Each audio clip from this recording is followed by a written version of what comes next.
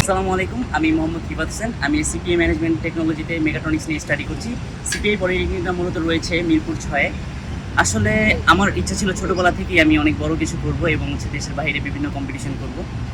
তো তার পাশাপাশি দেখা যাচ্ছে যে আমি অনেক রোবোটিক্স নিয়ে কাজ করি এবং ছোটোবেলা থেকেই রোবোটিক্সের প্রতি আমার অনেক আগ্রহ ছিল। আসলে আপনারা এটা ভাববেন না যে আসলে আপনার এডুকেশনের ব্যাকগ্রাউন্ডটা নিয়ে আপনাদেরকে বেশি ফলো করতে হবে। যেমন আপনি চাইলেই বিভিন্ন জিনিস আপনি নিজে তৈরি করতে পারবেন। আপনি এটা আশা বসে থাকলে হবে না যে আমি ইউনিভার্সিটিতে উঠবো, তারপর হচ্ছে শিখবো, তারপরে তৈরি করব। আসলে তাছাড়া আপনি যদি চিন্তা করেন যে না আমি ইউনিভার্সিটি উঠে সব কিছু তৈরি করবো, সেই ক্ষেত্রে দেখা যাচ্ছে অনেক লং একটা ডিস্টেন্স রয়ে যায়। তো সেই ক্ষেত্রে আপনাদের দেখা যায় অনেক প্রবলেম ক্রিয়েট হতে পারে। তো আমি যেটা করেছি সেটা হচ্ছে ছোটোবেলা থেকে আমি যেহেতু এই রোবোটিক্সের প্রতি আমার অনেক আকর্ষণ ছিল, তো আমি পড়াশোনার পাশাপাশি আমি রোবোটিক্সটাকে আমি বেছে নিয়েছি। কারণ হচ্ছে রোবোটিক্সটা আমার ছোটোবেলা থেকে অনেক পছন্দ ছিল, অনেক ভালো লাগতো। তো আমি যখন এসএসসি পরীক্ষা কমপ্লিট করি তখন দেখা যাচ্ছে যে আমি ইঞ্জিনিয়ারিংয়ে ভর্তি হবো। তো এই ক্ষেত্রে দেখা যাচ্ছে যে আমি অনেকগুলো পলিটেকনিকে ঘুরলাম। তো অনেকে সাজেস্ট করলো যে তুমি পলিটেকনিকে চাইলে ভর্তি হতে পারো এবং তোমার যে ইচ্ছাটা আছে তুমি সেই ইচ্ছাটা পূরণ করতে পারো।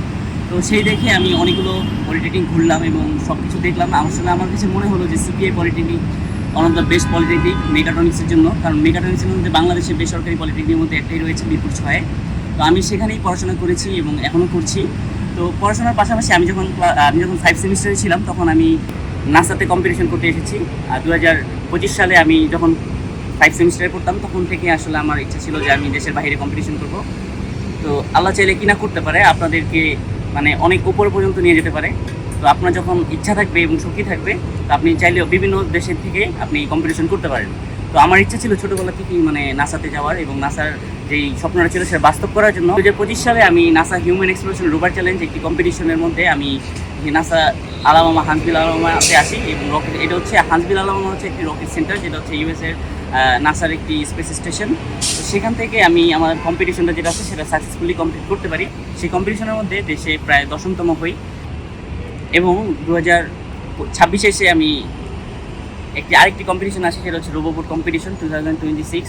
যেমন ইউএস নৌবাহিনী প্রত্যেক বছরই ইউএস নেভি প্রতি বছরই একটি কম্পিটিশন করে থাকে, যেটা হচ্ছে রোবোবোট 2026 অথবা 2027, মানে যে বছর যেটা থাকবে সেই বছর অনুযায়ী সেই কম্পিটিশনটাকে নিয়োগ করে থাকে। তো এই জন্য আমি এবার এসেছি হচ্ছে মায়ামি ফ্লোরিডাতে। মায়ামি থেকে আমরা এখন যাবো হচ্ছে সারাসোটা কম্পিটিশনের জন্য। তো সারাসোটাতে আমাদের যে মেইন কম্পিটিশনটা রয়েছে সেটা উপস্থিত হবে।